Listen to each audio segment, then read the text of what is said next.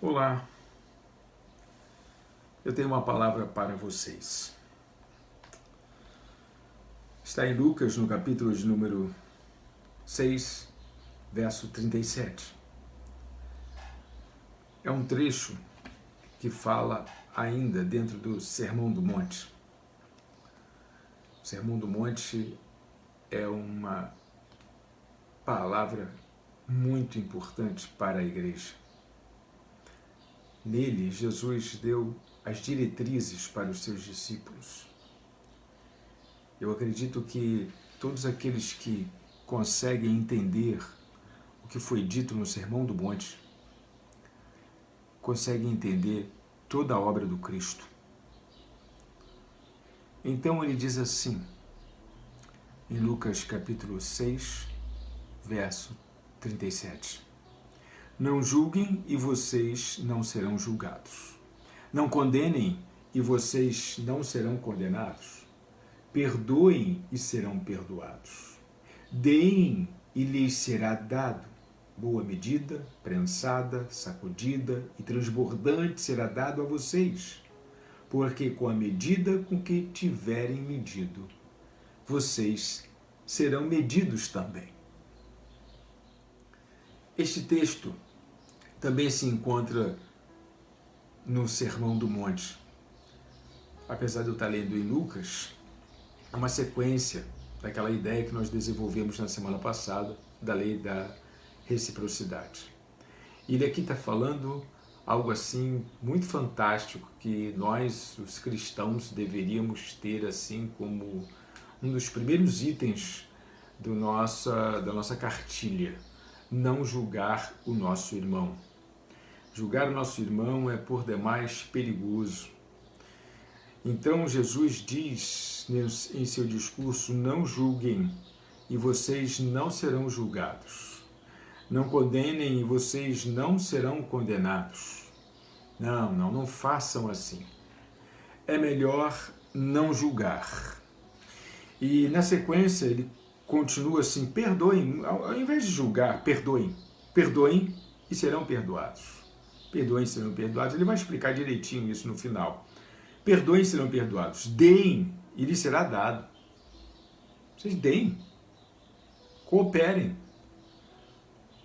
E ao cooperar, boa medida, prensada, quer dizer, bem, uma medida bem medida mesmo, prensada, sacudida, transbordante, será dada a vocês. Olha só, a lei do que é recíproco. Se você der, você vai receber de volta. Logicamente, dentro da questão, dentro da ótica do cristianismo, Jesus traz, quem devolve a você é o Pai, não é aquela própria pessoa a quem você trouxe. Então, no cristianismo funciona assim. E ele está colocando essas máximas, colocando essas ideias ali para os seus discípulos. E ele então apresenta essa lei da reciprocidade de uma forma assim surpreendente para todos. Continua falando a respeito dessa ideia de que nós não devemos julgar e no final ele vai acabar trazendo a explicação. Ele fala dois versículos aqui, ele fala em duas falas que foram colocadas em dois versículos. Uma delas ele faz uma pergunta e deixa no vácuo. Será que um cego pode guiar o outro cego? Essa é a pergunta que ele faz. Não é fato que ambos cairão no buraco? Então ele diz, olha, quem é cego não guia cego. Porque se um cego guiar um outro cego, os dois caem no buraco. Aí a galera ficou assim, mas como assim? Não estamos entendendo. E ele então, na sequência, ele vai explicar melhor. Ele vai entrar numa outra figura. Por que você vê o cisco no olho do teu irmão, mas não repara na trave que está no teu próprio olho? Uau! Ele está dizendo que quando eu julgo, o erro que eu estou vendo no meu irmão, é porque eu tenho um erro bem maior. É porque eu incorro um pecado bem maior. E por algum motivo, que a Bíblia não fala qual é o motivo. Os homens foram estudar isso aí, e estudando o comportamento humano, eles chegaram às suas conclusões. A Bíblia não fala qual é o motivo, nem interessa exatamente qual é o motivo. Mas alguma coisa existe nos seres humanos que eles conseguem enxergar os seus erros no outro. Conseguem enxergar os seus erros no outro. E por detestarem tanto assim os seus erros, eles condenam os seus erros nos outros. E é isso que ele está dizendo. O erro que vocês veem no seu irmão é exatamente o erro que vocês têm também. Vocês veem um cisquinho no seu irmão e no olho de vocês tem uma trave, um pedaço de pau desse tamanho assim. Né?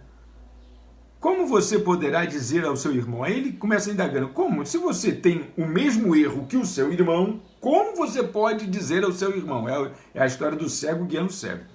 Deixe, irmão, que eu tire o cisco que está no seu olho, se você não repara na trave que está no seu próprio.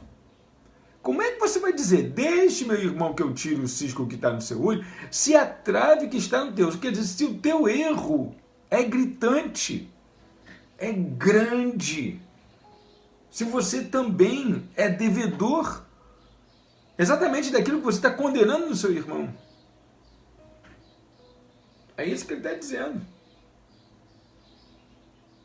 O motivo pelo qual eu não posso julgar, eu não devo julgar, eu não devo emitir um parecer condenatório para o meu irmão, para os erros do meu irmão, é porque eu devo ter um erro também. É porque escondido dentro do meu coração, ou então na minha vida, na minha história, no meu passado, eu tenho um erro também, exatamente naquele ponto ali que eu estou criticando meu irmão. Olha só. Então é isso que ele estava dizendo, e ele chama essas pessoas de um nome. Hipócrita.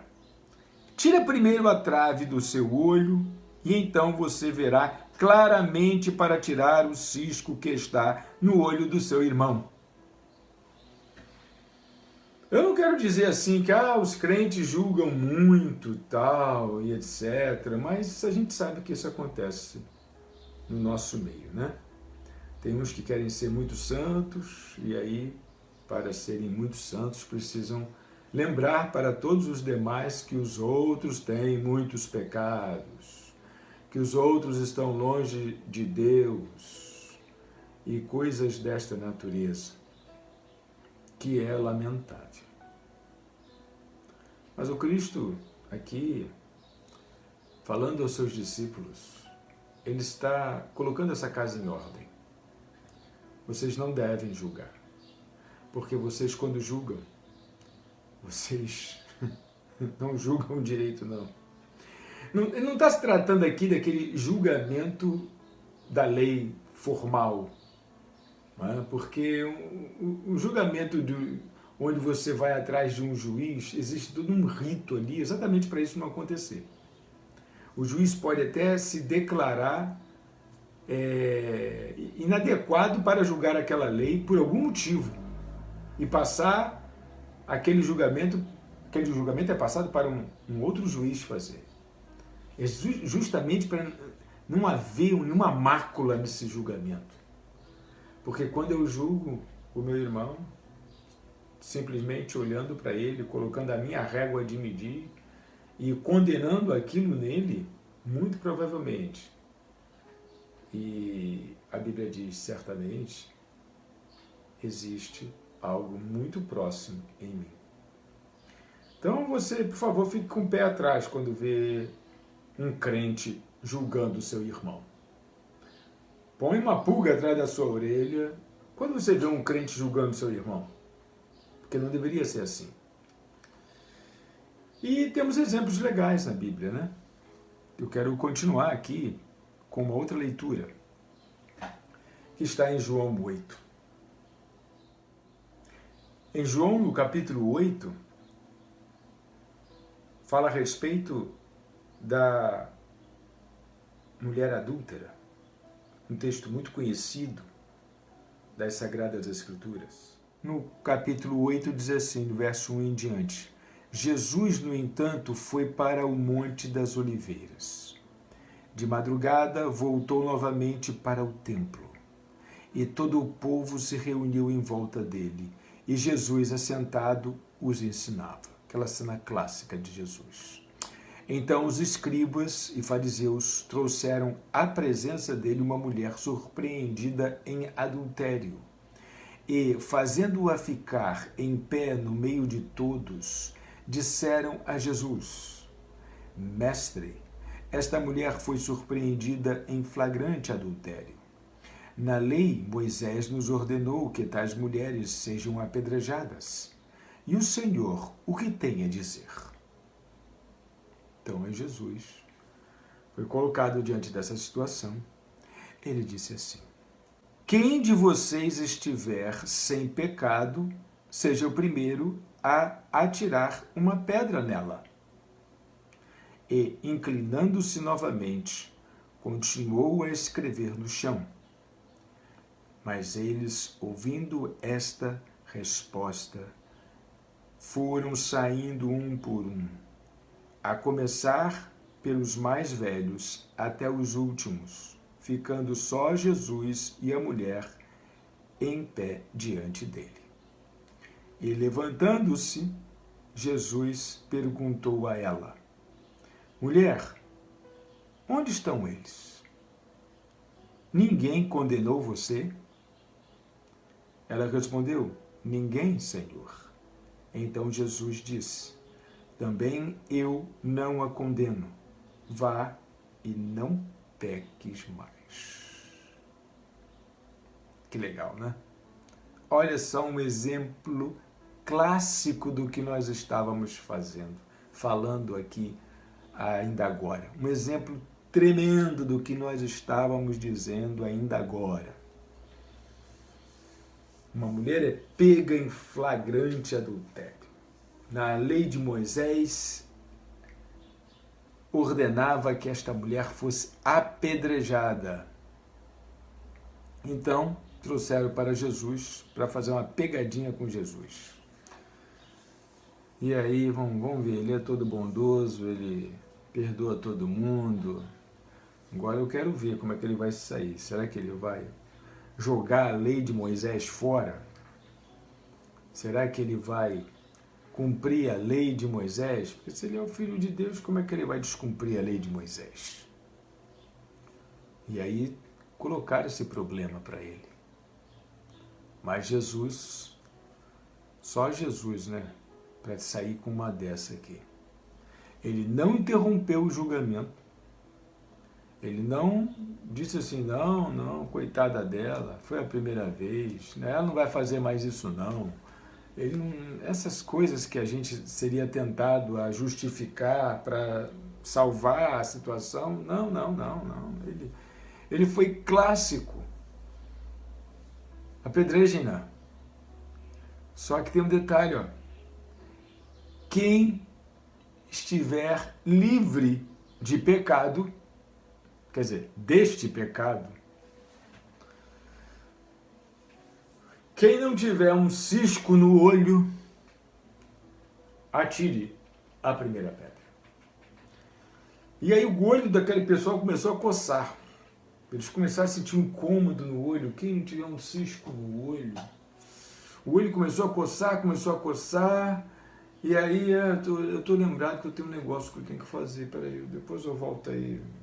Calma. Eu sei que cada um foi dando uma desculpinha e foi saindo devagarzinho. Foi saindo de um a um.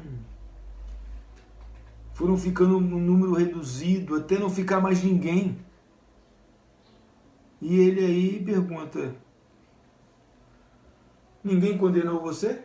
Olha para a mulher, ninguém condenou você? Eles não condenaram você. Eles também erraram, justamente no ponto em que você errou, olha só. Esse era o ensinamento do Cristo. Não julgue teu irmão. Não julgue teu irmão quando você tem um pecado igual, um pecado semelhante. Não faça isso. O cristianismo é uma religião de tolerância. Muito embora a gente reconheça na fala de alguns pastores uma intolerância muito grande, eles ainda vão aprender esta lição, que nós precisamos ser pessoas tolerantes e não julgar nossos irmãos, nem nossos irmãos, nem ninguém, porque nós não fomos chamados para julgar nada. Cada um tem a sua vida e vai apresentá-la diante de Deus no final. Para acabar, eu leio João no capítulo 12, no verso 47, que diz assim: se alguém ouvir as minhas palavras e não as guardar, eu não o julgo. Uau! Pai amado. Palavras do Cristo. Se alguém ouvir as minhas palavras e não as guardar, eu não julgo. Porque eu não vim para julgar o mundo, e sim para salvá-lo. Ponto. Eu não vim para julgar o mundo, e sim para salvá-lo. Meu querido, se o Cristo não julga quem não ouve as suas palavras, que fará nós diante de uma verdade tão cristalina como esta? Diante de um ensinamento tão fantástico como este? Porque eu não vim para julgar o mundo, vim para salvá-lo. É isso. Eu vou fazer a minha oração aqui e você faz a sua oração aí, tá bom? Um abraço, até uma próxima vez.